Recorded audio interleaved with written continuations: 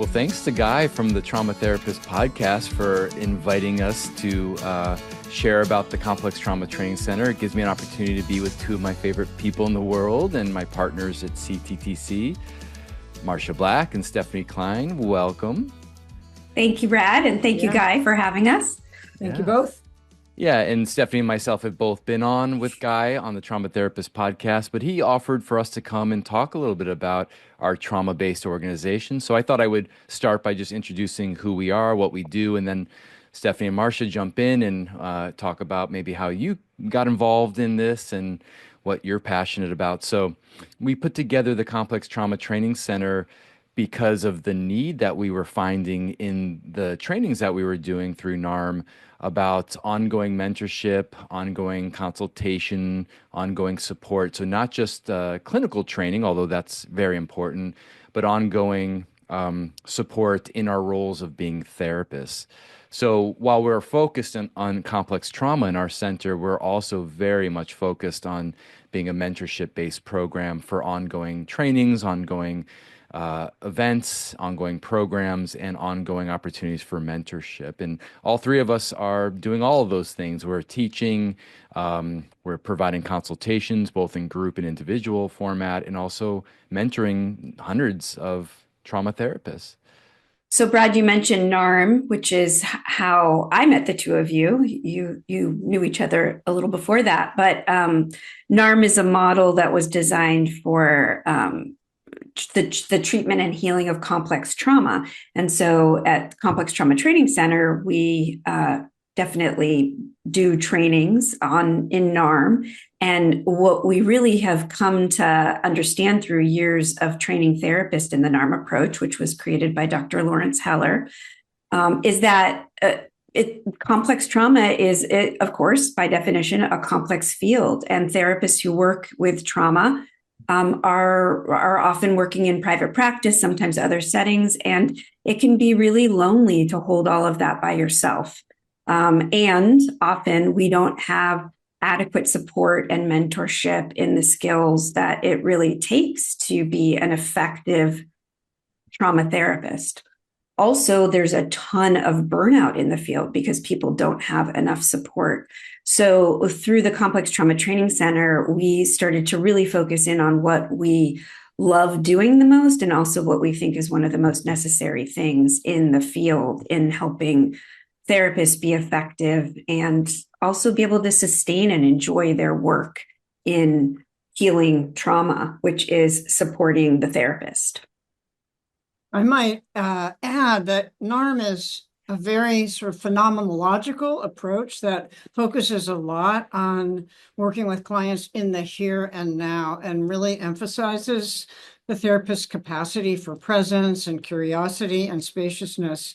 And the other thing that's come out of all of the years that we've been teaching and training in NARM is the awareness of how significant the experience of the therapist is in the quality of work beyond the NARM model, at least through probably all other therapeutic models, because they're human to human.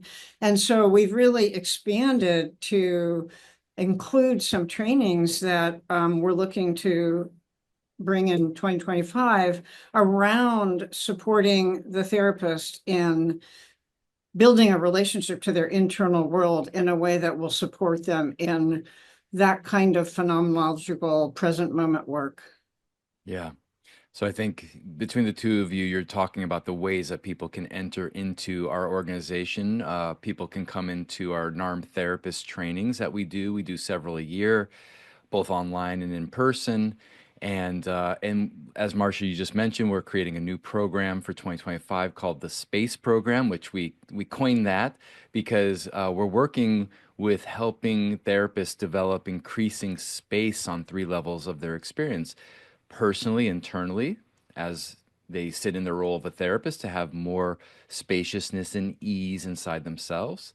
And then the second level is interpersonally, so in the relationship with their clients to have more space, not have to feel so pressured or reactive. And then the third one that we don't talk that much about in psychology is the transpersonal space, or something that opens up larger than just two individual people, that those of us that are interested in spirituality or transpersonal psychology, we know that when you do trauma healing, it can open up what they call post-traumatic growth, which can be very significant changes on multiple levels, including the spiritual level. So the acronym of SPACE is supporting presence, awareness, connection, and embodiment. And that's really what this program's all about. It's about helping therapists learn more about how they can create those capacities within themselves. We're not going to be teaching specific skills. People will be coming with all sorts of different backgrounds and clinical models that they're going to use. But we're really excited. We don't see a lot of programs out there that are really primarily focused on helping therapists develop more of this inner development of their internal world to create greater sustainability, like Stefanie, you said, in our career, but also just greater presence, awareness, connection, and embodiment. Yeah, I think, Brad, you used the term before, inside out learning, to describe sort of this space program. And the inspiration, a lot of the inspiration came from the mentorship model that we've created, which is really not about reinforcing skills or telling therapists what to do in this situation. But we've been noticing that therapists will come to us with some of their most complicated clients. And what we really start with is what's evoked inside of them when they're working with this person. What are they feeling? What are they experiencing? These are things that many of us have learned through our training to kind of get rid of or get out of the way. And what we've found in the way that we invite this and even prioritize it in the consultation process is that it's incredibly important information. It's very informative. It also helps us be more in connection with ourselves, which then allows us to be more attuned to the person sitting across from ourselves. So more in our humanity, which invites more of the client being able to connect to their humanity and more of an intersubjective human process between us. And so that really inspired us to create a program where that was really the focus and the priority to lean into that space. You know, I'm thinking about the term countertransference, which in many programs is thought of kind of as a bad thing. We're not supposed to have countertransference. We want to get rid of it. And in our program, we're going the opposite direction. We want to welcome our participants to bring all of that information that we have experiential opportunities for them to make a relationship to what's going on inside of them, that they can show up more or use that experience to understand what might be going on between them and the clients in a different way. So we're really inviting therapists to bring all of their experience that they notice happens with them, with their clients, or before they see their clients, or after they see their clients, as being really the grist for the mill that we want to work with, much more than trying to figure out skills for them with their clients. Yeah. One of my intentions in supporting people in this program is for them to be able to enjoy their work more, to feel more of their aliveness in their work, because I believe that in any really good therapy, the therapist's growth will parallel that of the client. And we really want to support people engaging in their work in a way that they get to feel their own aliveness, their own humanity, to not leave themselves out of the work, but to be able to include themselves in the work in a way that they feel the level of satisfaction and enjoyment that we should feel if we're going to be doing this work every day. One of the things that the three of us have talked a lot about is, kind of from the inside out, from our own experience, both kind of in our own personal experience and also the way that we've been supporting a lot of therapists over the years, is kind of learning about how we kind of collapse our own space. And so, Stefanie, I know you've talked about this before, but in terms of our intention for the space program that we're developing, do you want to talk a little bit more about how complex trauma collapses space and how we're attempting to support that the opening of that? Yeah, I mean, really, as a brilliant adaptive survival strategy, we often learn very young when we're facing early adversity and different failures in our environment to meet our core needs. We learn to collapse ourselves, to shrink ourselves, to get rid of parts of ourselves, to disconnect from what's the most true and authentic and depthful inside of ourselves. And we do this for our own survival. It ensures that we can keep going, that we can grow and develop. But in later life, that leads to pretty significant disconnection patterns, disconnection from ourselves in ways that then start to drive suffering and start to drive symptoms and behaviors that are what people come into therapy for. And so, even just thinking about like, why did we become therapists in the first place? For many of us, we developed these amazing skills to attune to other people, in part out of these strategies that have to do with disconnecting from our own needs. And, in a group of therapists, you often find a lot of people who relate to being disconnected from their own needs, but very, very attuned to the needs of others.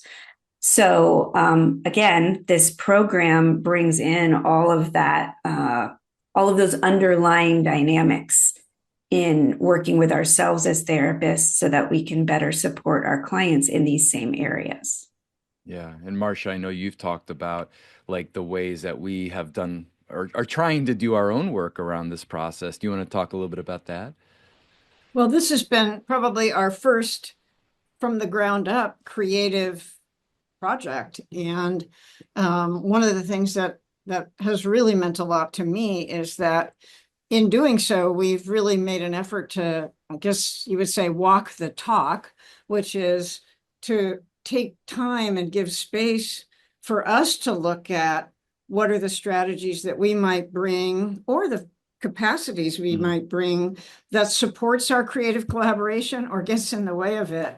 And I already feel like I've grown a tremendous amount as I've come to notice what my strategies are that come up when I'm pressuring myself that I'm supposed to create something or contribute, and what supports me in being able to sit back and feel access to the creativity that comes up more spaciously when I let go of some of those patterns. So I feel excited that what we're also doing with ourselves as we build this program is what we want to also invite our participants to do with themselves in the program, which is to be in relationship to themselves and each other with more humility, more authenticity, more vulnerability, and hopefully more capacity for the deep growth that I think we all want, even though we may start out wanting to help cure or fix other people.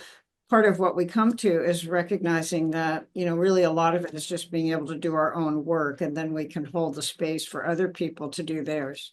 Yeah. Yeah, I'm thinking about this quote from Viktor Frankl about between stimulus and response, there's space, and in that space lies our freedom. And I think we've touched moments of that in our process, and we're super excited to share that with others. Yeah, so we know people are really busy and there's lots of different opportunities for training. And, as people are kind of feeling out what maybe you're interested in developing for your career, just checking our website out, our social media. We also have a podcast, Transforming Trauma, where we invite guests, and sometimes the three of us are on there to also share about some of the different trainings and programs.